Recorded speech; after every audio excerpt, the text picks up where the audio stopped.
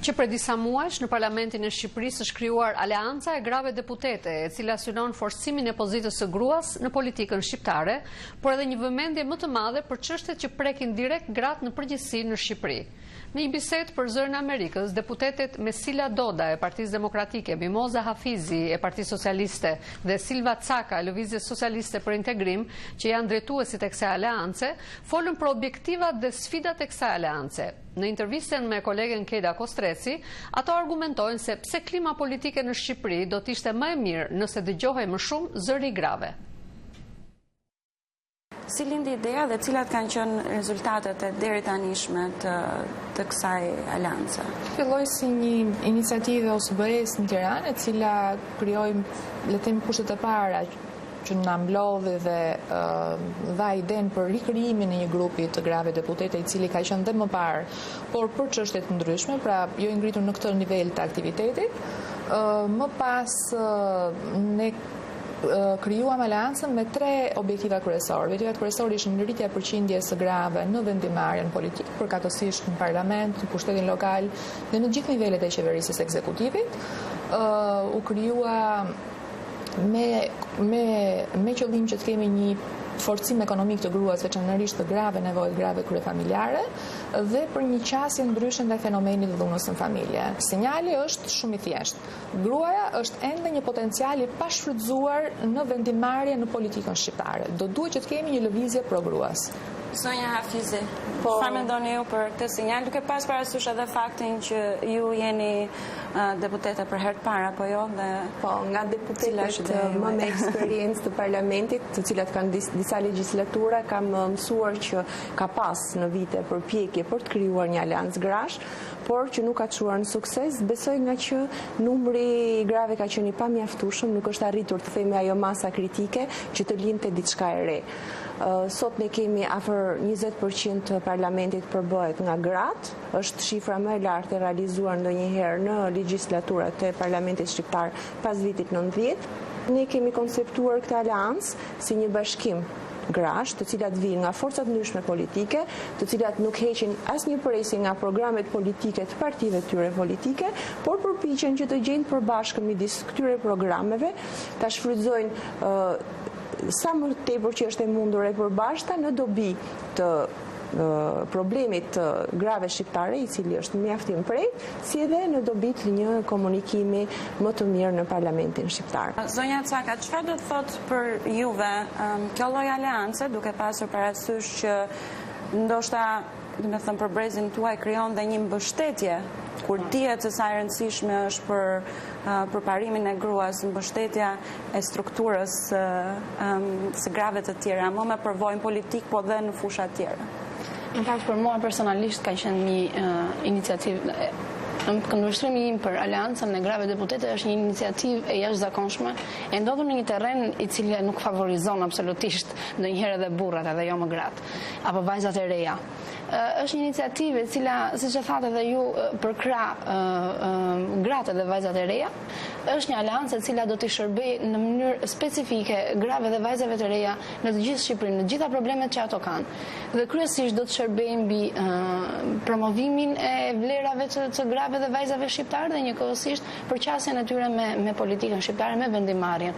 Disa prej jush mund të kenë më shumë përvojë dhe disa më pak në politikë, po sa e vështirë është që t'jesh një grua politikane në Shqipëri duke mos sakrifikuar anën e natyrshme të një gruaje dhe duke bërë zërin e gruas të fortë të ndihet për çështje të ndryshme si çdo njeri. Ti jesh grua në politikë është e vështirë ashtu siç ti jesh edhe një burr në politikë, sepse për të punuar do të jesh njëri serioz dhe duhet punosh seriozisht. Ka paragjykime gjinore, shumë herë vijnë nga media për fat keq. Media është bërë një lloj diskriminuese e pa princip kur vjen fjala për gratë në politikë dhe burrat në politikë, gjë që unë nuk arrit ta kuptoj, se shumë herë vjen dhe nga kolegët tona, nga gazetare shumë herë, dhe neve do duhet që ta thym këtë stereotip gjinor.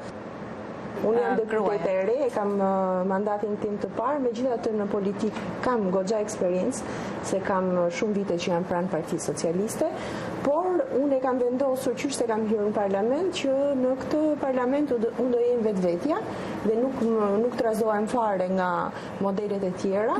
Ndoshta kjo vjen nga që unë e kam domethënë personalitetin tim tashmë e kam të konsoliduar pas një karriere të gjatë, por kjo nuk më trazon. Modeli i shtremruar politik i njeriu të agresiv ose i debateve pa brug në parlament, kjo është një model që nuk më trazon fare. Unë jam e qartë në misionin tim në parlamentin shqiptar, jam shumë e përkushtuar ndaj qarkut Shkodrës ku jam e zgjedhur dhe bëj maksimumin që të eksploroj gjitha kompetencat që mirë mandati i deputetit për t'ia përkushtuar qytetarëve të Shkodrës. Gjithashtu jam edhe antare e Komisionit Medias dhe aty ndihem shumë më mirë sepse është ana ime profesionale. Gjithashtu edhe punën si nën kryetare Aleancës Grave e kam marrë shumë për zemër dhe besoj se bashkëpunojmë shumë mirë dhe jemi shumë të qarta se ku duhet të arrijmë. Silva, cili është mendimi yt për klimën e përgjithshme dhe për atë që mund sjellësh ti personalisht edhe grupi juaj? Klima e përgjithshme në përgjithësi është ajo që duket. Është ajo që shfaqet në të gjitha mediat. Edhe nuk do doja të tregohesha shumë individualiste nëse jap një mendim timin personal, por në fakt më pëlqen në të gjithë të situatë, në të gjithë territori që është pak a shumë i egër, më pëlqen shumë fakti që duke filluar që nga ne të treja që jemi kryesia e Aleancës së Grave Deputete, ashtu dhe gjitha gratë që janë pjesë e kësaj aleance, kanë tendencën edhe dëshirën e mirë për të ndryshuar këtë klimë që ekziston aktualisht. Madje në vijim Aleanca e Grave Deputete do të ketë edhe surpriza, unë nuk dua që ta reveal tani do surprizë. Do të një sekret. Unë personalisht për të thënë një minutë vetëm për të vazhduar për atë që nisi pak më parë Silva, që të tërheqim të rinjt në radhët e politikës është detyrë jetësore se cilës prej neve forcave politike, sepse pa të rinj ti nuk ke të ardhme. Ne po duhet mësojmë t'i vlerësojmë. Do të mësojmë t'i vlerësojmë dhe t'i dëgjojmë të rinjt. Dhe duhet kemi një gjë që në partitë tona ka filluar të bjerret si koncept që është gara në parti. Ne nuk kemi më gara në parti. Atëherë për t'i shtuar një argument asaj çfarë u tha këtu, është performanca e Grave.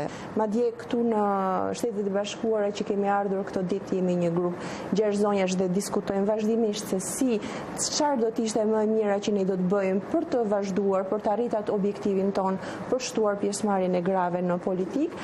Ne po theksojmë vazhdimisht që e mira është të mbështesim njëra tjetrën tek modeli që përfaqësojmë, tek performanca jonë, sepse ne duam që të jemi bindse përpara publikut shqiptar që ata duhet na votojnë për cilësitë tona, edhe për faktin që ne jemi të dobishme në ambientin politik. Dhe besoj se kjo do të jetë edhe një nga objektivat, mënyrat më të mira të bashkëpunimit midis nesh. Silva, ç'mendon ti për këtë model të konsensusit për të përhapur pak më shumë në politikën shqiptare? Nëse gratë arrin ta bëjnë këtë, atëherë mund ta shpërndajnë shumë mirë edhe tek kolegët e tyre burra në parlament, edhe mendoj se nuk është e pamundur. Sinqerisht mendoj se nuk është e pamundur, thjesht duhet ndoshta pak strategji, sepse vullnetin e kemi absolutisht, por ndoshta duhet pak strategji për ta bërë këtë. Është ajo që tha Mesila. Dhe një pyetje fundit. Kur arrini në nivelet që keni arritur juve politikën shqiptare, për mua të paktën është e pashmangshme që të mendoj se çfarë hendeku krijohet mes zonjave kaq suksesshme dhe një grupi shumë të madh grash në shoqërinë shqiptare, sidomos në zonat e larta që akoma vuajnë shumë deri në raste ekstreme si vrasja e tyre në duart e familjarëve.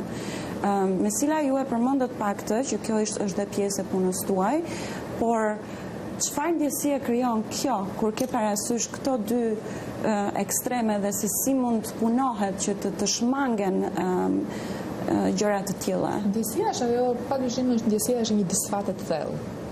Sepse çdo grua që preket, çdo grua që dhunohet, çdo grua që vritet për fat keq, pashmangshmërisht prek secilën prej nesh.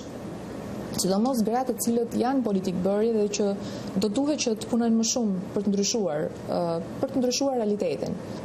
Për fat keq, shoqëria shqiptare ende e konsideron dhunën në familje si një gjë që i përket dhe që duhet jetë brenda mureve të shtëpisë, një gjë për cilën nuk duhet flitet, një gjë e cila është tabu, një gjë për cilën burri ka thuajse një të drejtë morale të pashprehur ndonjëherë që të rrahi rob të shtëpisë, se vetëm neve mund t'i konsiderojmë njerëzit e shtëpisë rob në shtëpi. Pra edhe gjuhën se si e kemi të përdorur është me një efekt mjaft pejorativ, me një efekt me krijon pra ndërkohë që ne kemi pasur mundësi që të ndryshojmë kësaj gjëra. Dhe kush është? Është ndryshimi i kodit penal, është konsiderimi i dhunës si një nga krimet e rënda, konsiderimi i dhunës në familje si një nga krimet i cili dënohet shumë rënd, është ndryshimet e fundit që janë bërë, është shtuar mbi 10 vjet dënimi që ka qenë dikur për dhunën familje apo për vrasjen brenda familje. Kemi pasur mundësi që të ketë një sjellje ndryshe të policisë shtetit dhe të mekanizmave referues për dhunën familje, sepse është gjithë një sistem që duhet ngritur, një sistem që nuk e kemi pasur kurrë dhe nuk e kemi pasur as në mentalitetin tonë për ta pasur, sepse dhuna në familje është diçka që duhet raportohet qysh nga mjeku, qysh nga arsimtari, nga fqinji, nga kushto që bjen në kontakt me një formacion të tillë. Gjë që neve nuk e kemi pasur, e kemi konsideruar si diçka që i përket vetëm atyre.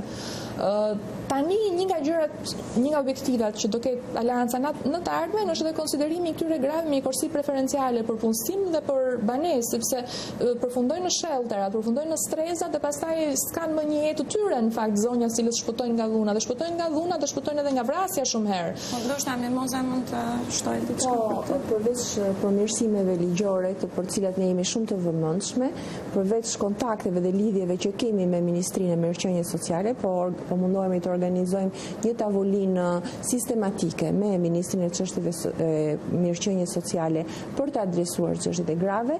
Përveç kësaj ne po përpiqemi të japim edhe mesazhe direkte. Brenda Aleancës tonë kemi një grup grash të cilat janë mjaft të njohura me çështjen e dhunës në familje, sepse vijnë nga eksperienca nga organizata jo qeveritare që kanë punuar vazhdimisht me këtë problem. Gjithashtu kemi dhe gra të specializuar në fushën e legjislacionit për dhunën në familje. Silva, fjala e fundet për këtë çështje. Atëherë, në fakt, ndjesia jonë mbi e Aleancës së gruas, edhe ajo imja personale është një keqardhje e jashtëzakonshme për këto raste, madje para disa kohësh në Shqipëri, para shumë pak ditësh, ishin 2 raste që përfunduan në vrasje, por me siguri janë paraprirë edhe nga një dhunë e mundshme. Dhe nuk mund të ndihesh mirë me këto raste në një shtet i cili pretendojmë se po shkon drejt një procesi modern të demokratizimit. Nuk është gjë e mirë për Shqipërinë. Zonja, faleminderit dhe suksese në Aleancën. Faleminderit dhe juve që na ftuat dhe shpresojmë që herës tjetër do jemi për një lëvizje shumë të fuqishme të gruas në Shqipëri. Kemi nevojë të rilërsimit të figurës gruas. Ju faleminderit.